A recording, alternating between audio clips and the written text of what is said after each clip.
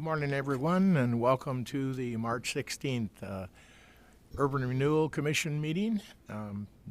Appreciate all of you being here on TV as well as here in person. And I'd like you to call the meeting to order and ask you to join me in the Pledge of Allegiance led by Commissioner Helpus. I pledge allegiance to the flag of the United States of America and to the republic for which it stands, one nation, under God, indivisible, with liberty and justice for all.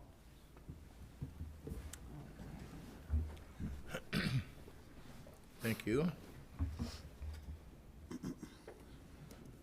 Okay. I'd like to ask Director Johns to please call the roll. Thank you, Chairman. Davis? Here. Jeltness? Here. Fleshman? Here. Crosby? Here. Baltzell? Here. Clemenson? Commissioner Clemenson we expect him to join us through Zoom. Okay. He doesn't appear to be on yet, so he'll notify us when he does join. Okay. And Commissioner Coles is expected to be absent. Okay, very good. That still gives us, even if Eric doesn't find his way here, we'll be okay with the Quorum. quorum. Okay, again, welcome everyone.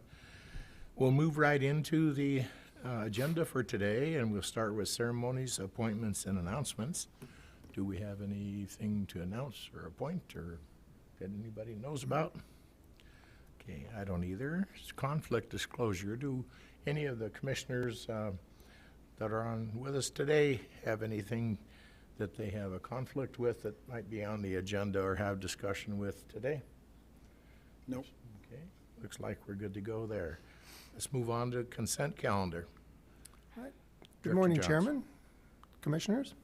Item A in the consent calendar is the Commission meeting minutes of February 16th, 2023. Item B is the payables for this month totaling $6,893.01. Item C is the bank activity report, which shows total funds in all accounts of $2,716,642.68 and accrued interest for the month of $11,846.33. Item D is the financial reports as of February 28th. Approval of the consent calendar will authorize the transfer of $6,893.01 to the First Interstate checking account for the monthly payables and $11,846.33 accrued interest to the general fund. Mr. Chairman, I would answer any questions. Okay, are there any questions or comments regarding the consent calendar? No. I would only point out the Finance Committee reviewed the financials and found no issues. Oh, excellent, Vero. Okay, very good. We'll need a motion to approve the consent calendar as presented. I'd entertain a motion. So moved. Okay, is there a second? Second.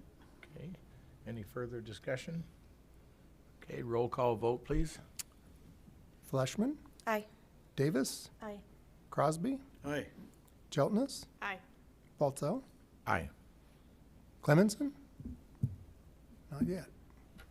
Okay, we're still good to go. We have a quorum, so. Okay, consent calendar is approved. Committee updates.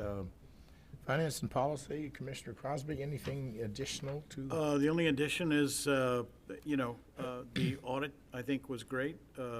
We reviewed it, and as I'm sure that Joe pointed out at your last meeting, and I've read through it since I got back, as I read through the draft, and it's a great report. So thank you. Excellent. Yeah, very good. Anything else for your committee? No, sir. Okay. District review, Coles, Christie, you're on that, aren't you? I'm not on district review. I am. Oh, you are, Yeah, sorry. but we have nothing to report. Okay, all right, sorry. Should have looked at that. Okay, communications, property, and personnel. Nothing to report. Okay, everything's good to go on the committee updates. Citizen comments. I think we have staff here and the chief, and so I don't think we're going to have any other comments from citizens, so I won't continue reading that comment unless somebody on TV can call us and tell us something. But I think we're good to go. Moving it on quickly, unfinished business. We have 2 resolutions to review and approve today, and first one is Resolution 2023-01, recommendation to terminate Center Point Urban Renewal District Plan. Would you like to? Sure. Chairman, Commissioners, this resolution is the recommendation to terminate Center Point Urban Renewal District Plan as required by Idaho Code. Previously, the closing budget for the Center Point Urban Renewal District was presented as Resolution 2022-04 and approved at the September 15th, 2022 Commission meeting. This is simply the next step in the Center Point District closure process. If approved, the resolution will be forwarded to the City of Post Falls for use in an ordinance to adopt the Commission resolution to close the district. Okay, very good. Any comments or questions or Just a concerns? clarification for council. Essentially, the commission recommends the closure of the district, but the city council actually has the power to close the district. Right, and it's actually already closed because it terminated last year. Oh, terminated by So by virtue of its this is maturity just date. basically red tape that we're going through Final for, step. for the city. Okay. Yeah. Okay, we'll still move on with the action on that, but that's a good question. Thank you. Yes, okay, very good. No other questions or comments. We will need a roll call vote on that. I would like a motion to approve. I'd move the approval of resolution number 2023-1. -01, okay. 01. Is there a second? I'll second. Okay. Again, any further questions? If not, roll call vote, please. Fleshman, Aye. Jeltnes, Aye. Crosby, Aye. Davis, Aye. Baltzell. Aye. Okay, motion approved. The resolution will go forward to the council. Okay, the next item under unfinished business is Resolution 2023-02, recommendation to terminate East Post Falls Urban Renewal District Plan. And any comments or questions, or you want to make a comment about No, this follows in line with the Center Point closure resolution. My verbiage for introducing this is the same, so we won't go through that again. Do okay? you have any questions? I would just point out, as you did in your report to city council, that closing these 2 districts returns probably about $2 million per year going forward each year to the underlying taxing entities, such as the fire department. Yes, and I think there's going to be some money redistributed back to the Yes, taxing there'll be some money entities also as redistributed. well. When we have those numbers, we may want to consider getting something in a news release or something on closing these districts and what financial impact today and ongoing would be to our taxing districts. I think that's a healthy thing to do. Absolutely. We take care of that. Okay, no other questions or comments on this resolution. I would entertain a motion to approve. So moved. Okay, Second. second. Got it moved and seconded. Any further discussion or questions or concerns? If not, I have a roll call vote, please. Crosby, Aye. Davis, Aye. Fleshman, Aye. Jeltnes, Aye. Baltzell. Aye. Motion approved. Okay. This, again, like the other one, will go forward to the city council for their final action. Yes.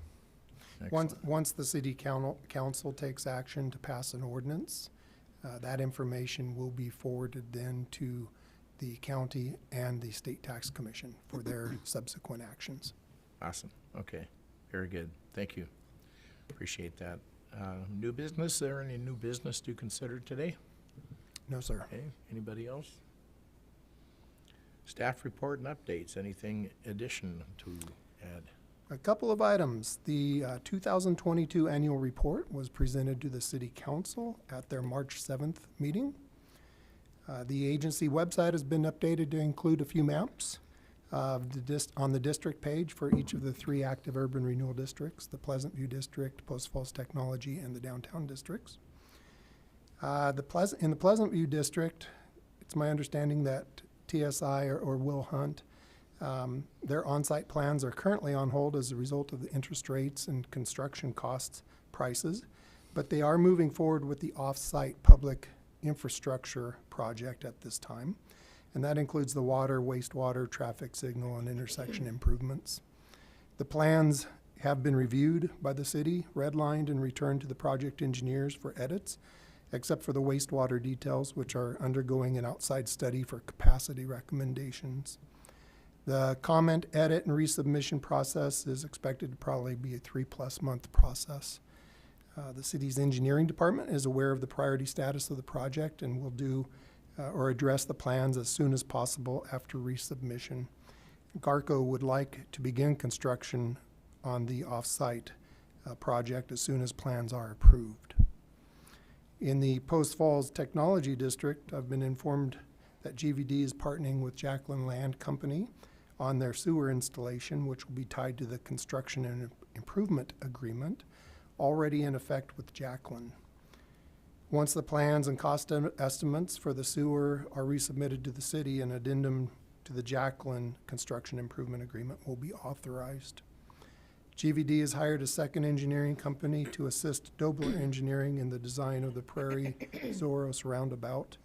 And once the design is completed, the city is looking to execute a grant of right-of-way with the adjoining owners, and GVD will be more prepared to sign a construction improvement agreement covering all public improvement requirements associated with the original subdivision.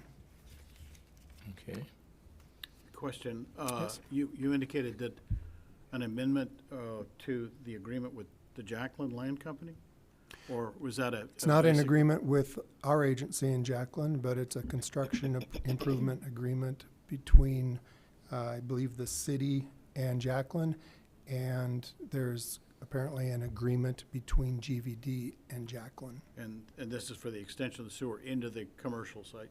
Yes. Yes. That's my understanding. Okay, and we will ask them, I guess, assume that at some point shortly after that, we'll get some allocation of the tax increment agreement signed between GBT and Jacqueline so that there can be a sharing of the increment?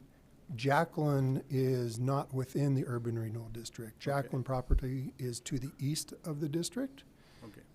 But for the sake of the project construction, they're combining efforts in the sewer system, the water system, et cetera. They do share Zoros, a portion of Zoros Road as it leads north off of Prairie. The portions of the public improvements that are within the urban renewal district will qualify, may qualify for reimbursement. But this is separate and distinct from the projects associated with development northwest of Prairie and Highway 41. Thank you for that clarification. And we're still waiting on GVD and Douglas to do that amendment. Correct.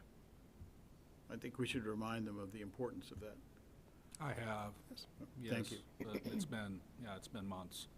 We still haven't gotten the assignment of payment rights. So Thank I you. don't- Yeah, until we get the appropriate documentation and have a chance to review and approve it, we won't be taking, or in a position to take any action down the road either. So we need to make sure we have that on track, that they get us what we need, and we can have that door closed. Okay, anything else? That is Director it. Johns? Okay.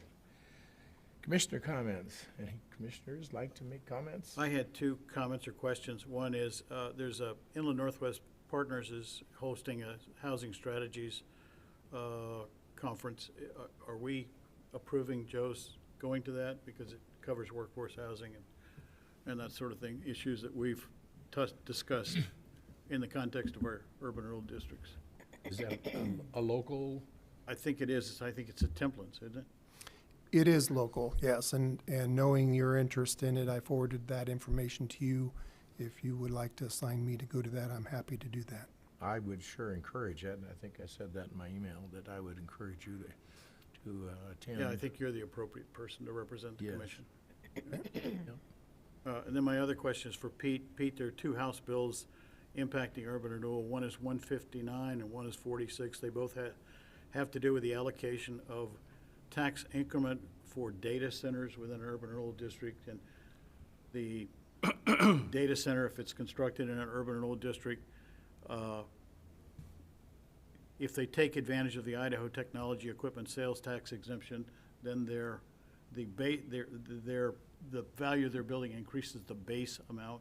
Right. Are those complementary, or are they just simply, 159 is I looked at it the other day, and it's the new version of 46. okay, that's what I thought. Basically, they added language in there to exempt data centers that are in districts that have already issued bonds. Exactly, that's right, So yeah. And one we of the- don't have one any of the data. lobbyists got in there and got that language added. So I don't think it's been approved by the House yet. 159.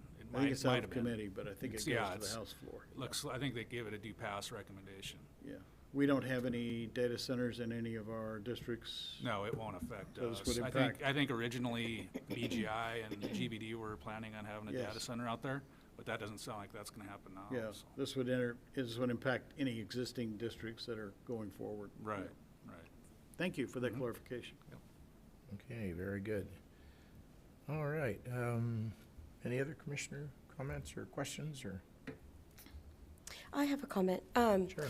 Our last finance and policy workshop that we had, we were discussing different policies and things like that. Something did come up that we don't really have anything in our bylaws or our policy if for any reason urban renewal would be dismantled. I mean, not that we're anticipating anything, but just having it in our policy or bylaws. And I think Pete said it wouldn't go in our bylaws, but it would go in our policies, that if for any reason that all of the money that wasn't contractually spoken for would go back to the taxing entities, but we don't have that documented anywhere. And so I just wanted to maybe see if we can put that on the agenda for our next workshop. And I think it's already planned to be on an agenda for Okay. a workshop in April, right, Joe?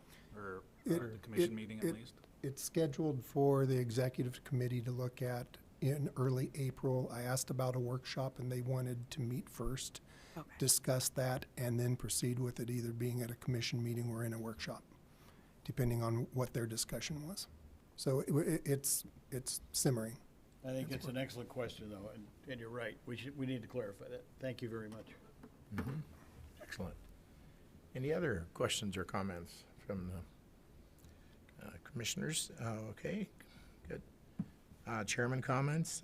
I don't have anything specific other than just to say that the termination of Centerpoint and the East Post Falls Urban Renewal Districts is kind of a awesome thing because of what was able to be accomplished out there at Centerpoint as well as in East Post Falls, and how that evolved, not just with the bridge, but the other things that we were able to accomplish for the city.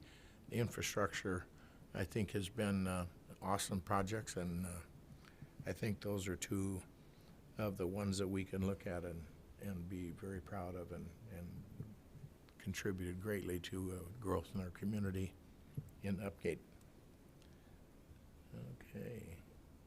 And by the way, both of those projects were really, really excellent examples of Urban Renewal Commission working with the city staff and so on, in making sure all of the right things are done in the right order and for the right reasons, and so we appreciate that as well. So I don't have any other comments.